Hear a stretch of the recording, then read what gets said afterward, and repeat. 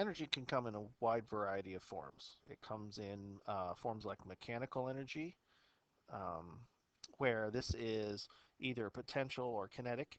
It's in the form of a bent spring or a block sliding down a plane or a car driving down the street. These are all examples of what we would classify as mechanical energy. It can also be considered in chemical energy. Chemical energy generally is a potential energy source. Uh, the energy stored in the atomic structure and molecular structure of the materials that you're going to allow to react can come out in the form of heat uh, and allow us to do work on a system. It can allow a system to expand, like in the case of gunpowder in a gun. Um, the chemical energy is stored, it's ignited, the energy is released and translated into mechanical energy of the bullet being pushed down the barrel by the expanding gases. Um, Energy could be nuclear, where again it's potential. It's bound up in the nuclear structure um, of the nuclei that are reacting. This can be an example of fusion in the sun or fission in a nuclear power plant, where that energy comes out in some usable form.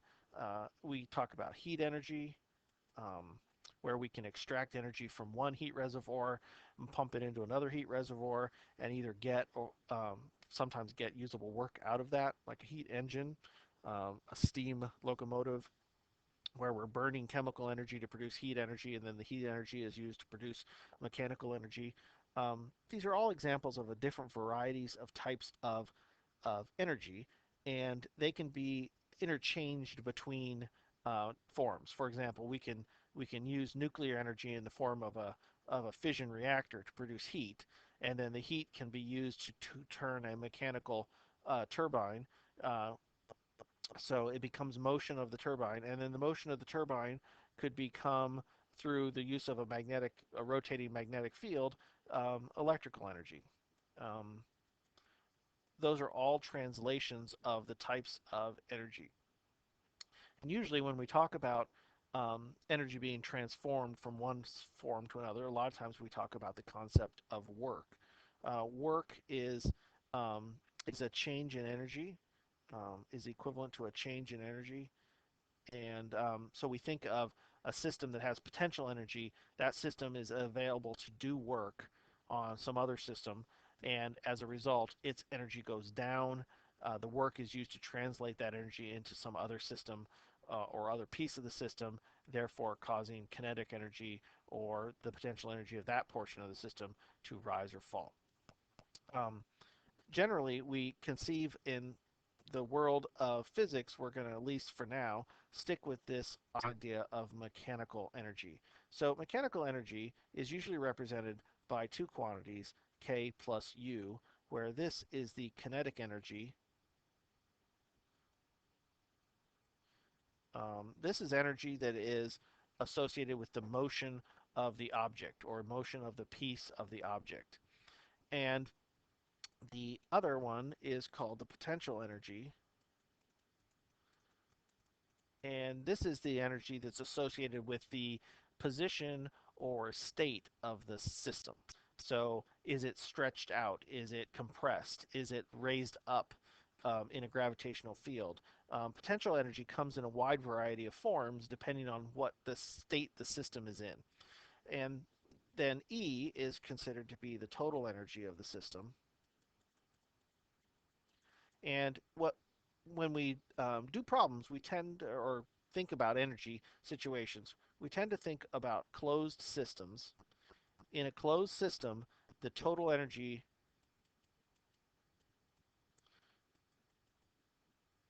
is constant.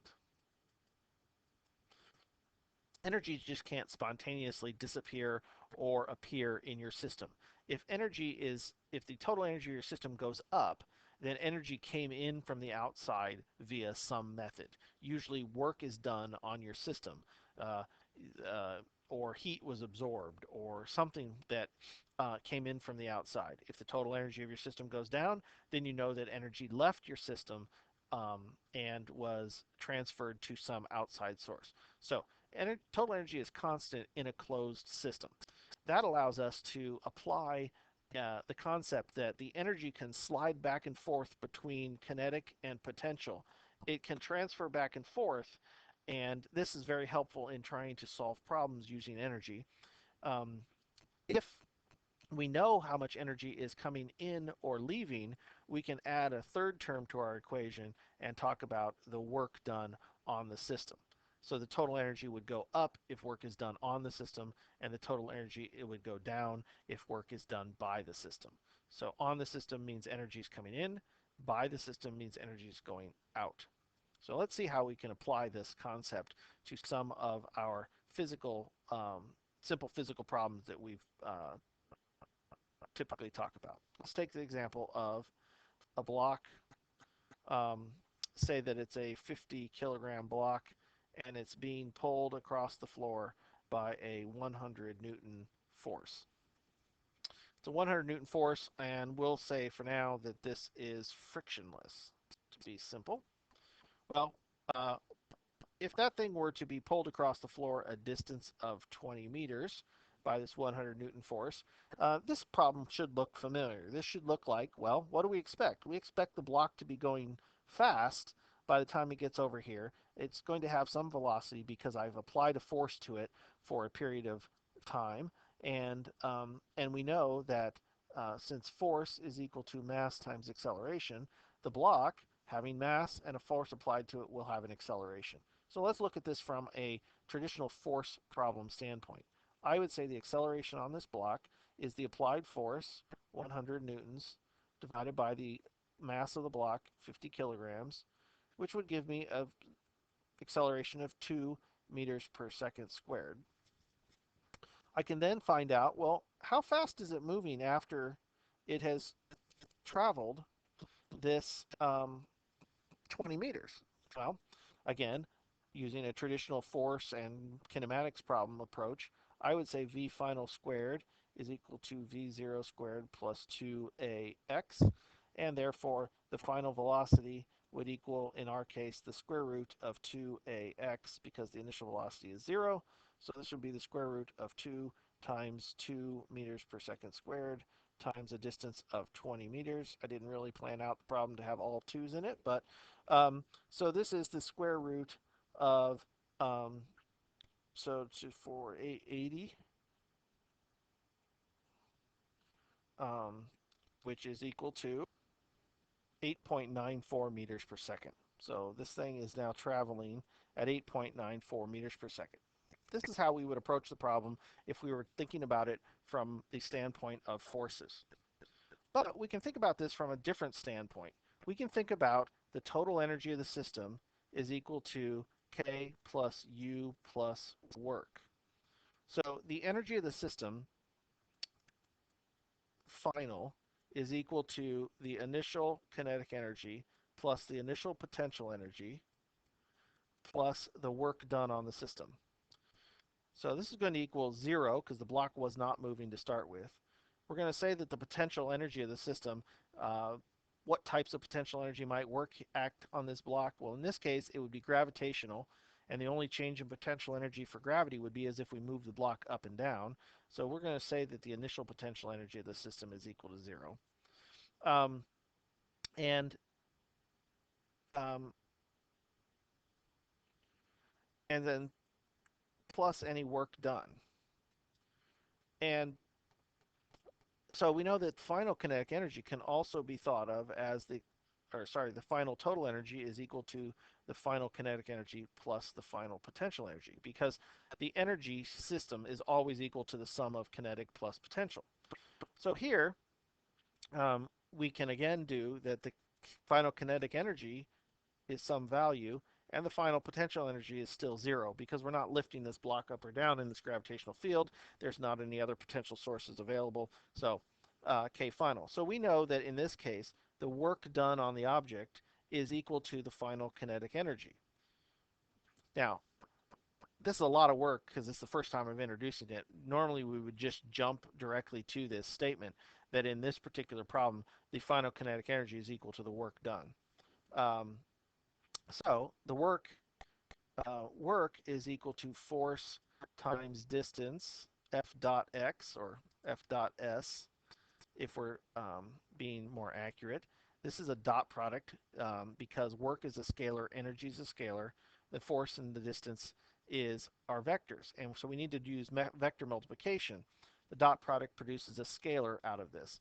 The concept here is that only the force that causes motion in its direction applies.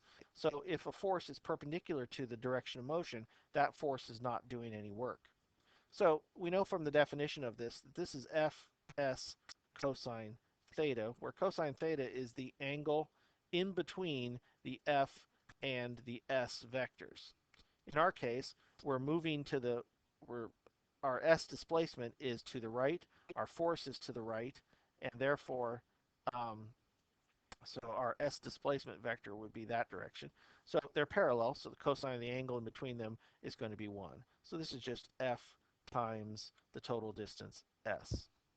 So my work in this problem would be 100 newtons applied over 20 meters, or 200 or 2,000 joules worth of work being done. Work is a type of energy, so it has the same units as energy, which means that my final kinetic energy must equal 2,000 joules, and kinetic energy is equal to 1/2 the mass times the velocity squared. So now I can solve.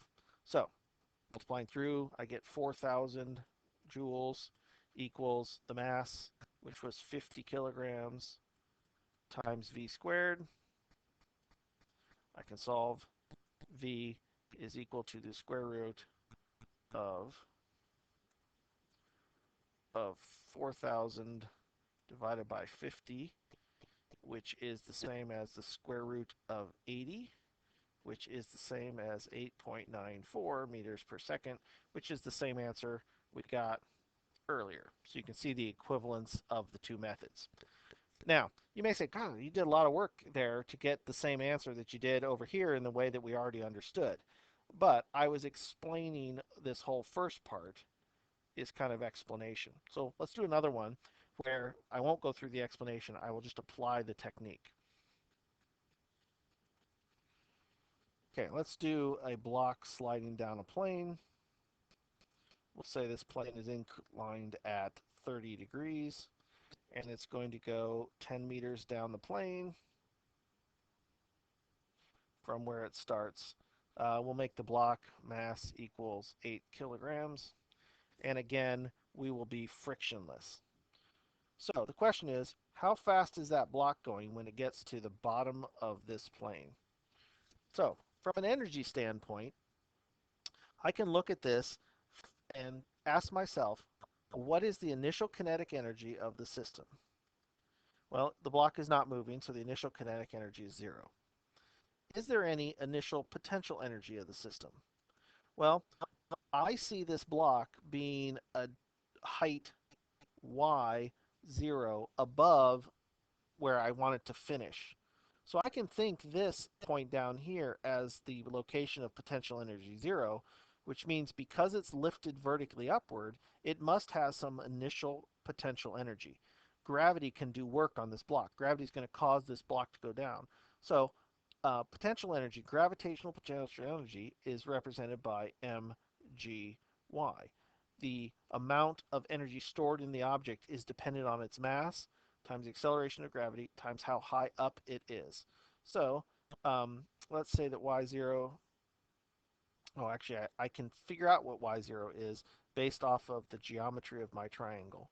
So this is going to equal 10 sine 30 degrees because this height is the opposite side of this right triangle.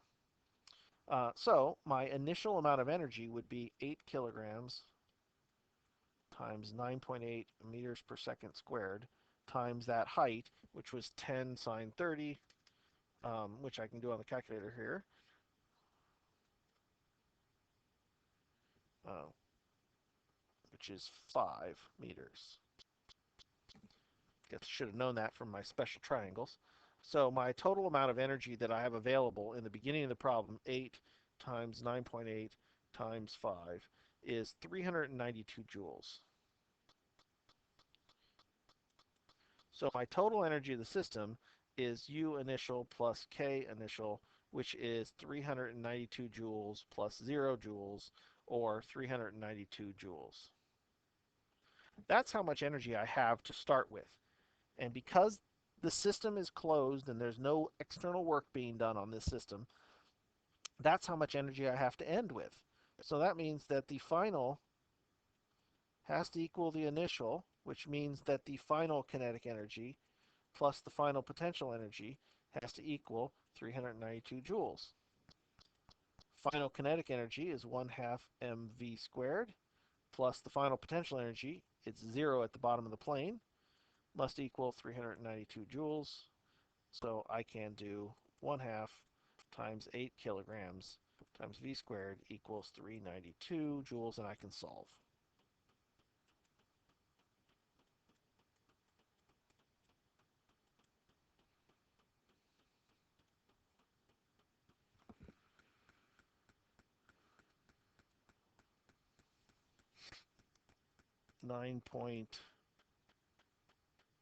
It's actually really close to 10. And that's how fast it's moving at the bottom of the plane. You'll notice I didn't involve vectors here. I didn't have to figure out which direction the force down the plane is, what the acceleration is. I didn't have to do a kinematics problem. And I just simply got directly to the answer. Now you may say again to yourself, well, I already know how to do this problem the other way. I know how to do the force down the plane as mg sine theta as my force down my plane, and I can get the acceleration down the plane then as g sine theta, and I can do, v final squared equals v0 squared plus 2a x, and I have all that information. The acceleration goes in there, my 10 meters go in there, and I'm done. True, this problem is still pretty easily done via a force problem. Let me show one more here, and let's see what you think about doing this one from that standpoint. Let's do a skateboarder is in a half pipe. So here we have our skateboarder up here, and I'll use a fantastic stick figure, and we'll put a little stick figure helmet on him for safety. Um, and the skateboarder is starting at a height. The height of the pipe is 5 meters. Um, that's a really big pipe. Let's say that he's up 3 meters.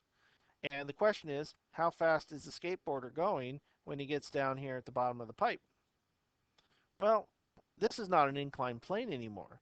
And in fact, his acceleration down the plane is higher here than it is here, than it is here, than it is here. So that acceleration is changing the entire way along that path. So that problem is a way more complicated from a um, from a force problem standpoint. And this is where energy really shines, because energy is only concerned about the starting point and the ending point. So up here at the top, I think of his initial energy as initial potential plus initial kinetic. So he has an initial potential energy of mgy and an initial kinetic energy of 0. And then down here at the bottom, I think of him as E final equal to U final plus K final. And down here at the bottom, I think of him as having 0 potential. All of his potential energy has become kinetic. So down here, he has 1 half mv squared. And I don't care about the shape of the path that took him there. It's all about the change in energy. So since I'm going to assume that this friction is insignificant here, I can say E final is equal to E initial. Why? Because the energy content is always constant. Therefore, I can say 1 half mv squared is equal to mgy. I can get rid of that, and I can say that his velocity at the bottom is the square root of 2gy. This is a pretty general thing. It doesn't matter if he went down a path like I drew, or if he went like on a roller coaster where he went down and up and down and up and then ended up at the bottom. If he went down that path, his velocity at the bottom is still equal to the total energy change regardless of the path that he took. some of these things do change when we have friction involved, because then the path does become significant. But in the absence of those types of forces, um, the total energy stays the same, and therefore you only have to worry about the starting point and the ending point.